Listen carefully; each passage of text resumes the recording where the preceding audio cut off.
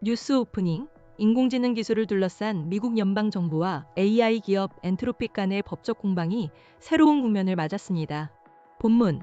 미국 국방부를 비롯한 연방정부가 인공지능 기업 엔트로픽을 제재 대상으로 지정한 사안에 대해 법원이 엇갈린 판단을 내놓았습니다. 워싱턴 DC 연방항소법원은 지난 8일 국방부가 엔트로픽을 공급망 위험으로 지정한 조치의 효력을 본안 판결까지 유예해달라는 엔트로픽의 가처분 신청을 기각했습니다. 이는 앞서 캘리포니아 연방지방법원이 엔트로픽의 손을 들어준 결정과는 정반대되는 결과입니다.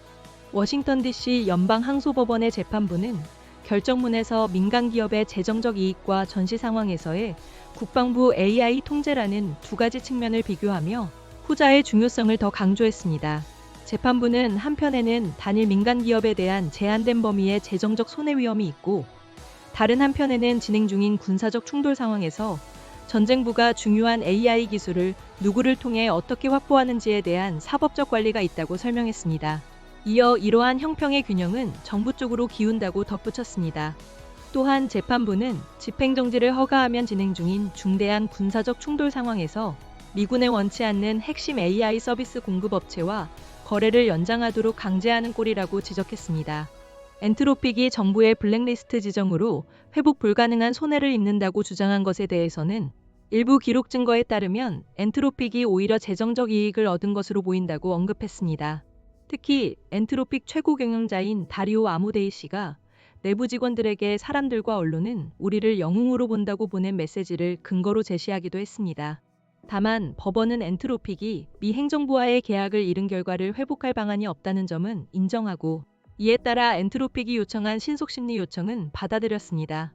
반면 지난달 26일 캘리포니아 북부연방지방법원은 엔트로픽을 공급망 위험으로 지정한 조치가 국가안보를 위한 것으로 보이지 않는다며 엔트로픽이 요청한 효력정지 가처분 신청을 받아들인 바 있습니다. 당시 해당 법원은 정부의 제재가 엔트로픽이 정부를 비판한 데 대한 응징일 가능성이 있으며, 이로 인해 엔트로픽의 심각한 손실을 초래할 것이라고 결정 이유를 설명했습니다. 이처럼 두 법원에서 엇갈린 판단이 내려진 가운데 캘리포니아 법원의 결정에 대해 미 정부가 항고 방침을 밝힘에 따라 엔트로픽 사건은 본안 판결이 나올 때까지 불확실성이 이어질 전망입니다. 엔트로픽이 두 법원에 소송을 제기한 것은 미국 행정부의 블랙리스트 지정이 서로 다른 두 법률에 근거했기 때문입니다. 캘리포니아 법원에 제기된 소송의 피고는 국방부를 포함한 여러 연방기관이었으나 워싱턴 DC 항소법원 소송의 피고는 국방부뿐이었습니다.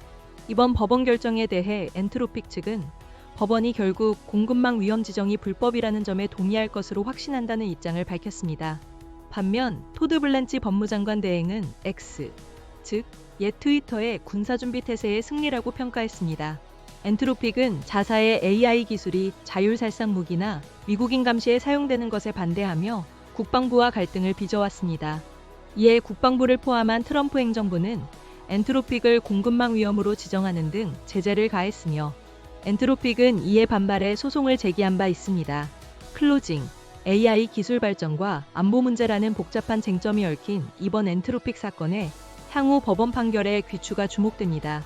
지금까지 방송사 이름의 기자 이름이었습니다.